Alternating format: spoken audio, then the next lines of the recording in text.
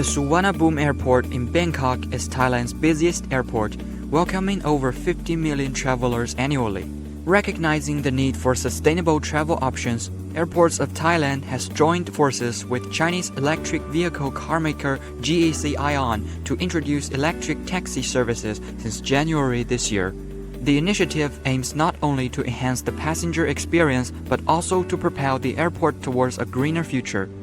Suchat, 58, has been in the taxi industry for 8 years. While Suchat owns 7 combustion engine taxis, his recent acquisition of a GAC AIAN electric taxi marks a significant shift in his journey.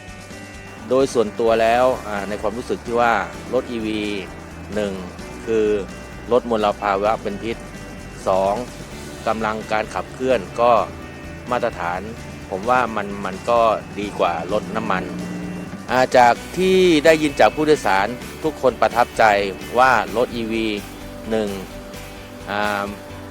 ไม่มีเสียงดังรบกวนแล้วก็ความนุ่มนวลของรถ EV ก็มีมากกว่ารถเครื่องยนต์ปกติครับผม传统燃油车或者是加气车的 taxi 的话，他们每公里应该是在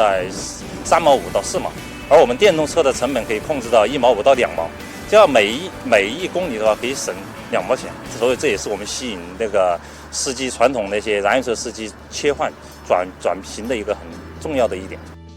Thailand's automotive landscape has witnessed a surge in electric vehicle adoption, with Chinese automakers leading the charge. In 2023 alone, pure electric vehicle sales in Thailand exceeded 73,000 units, marking a staggering 603.66% increase compared to the previous year.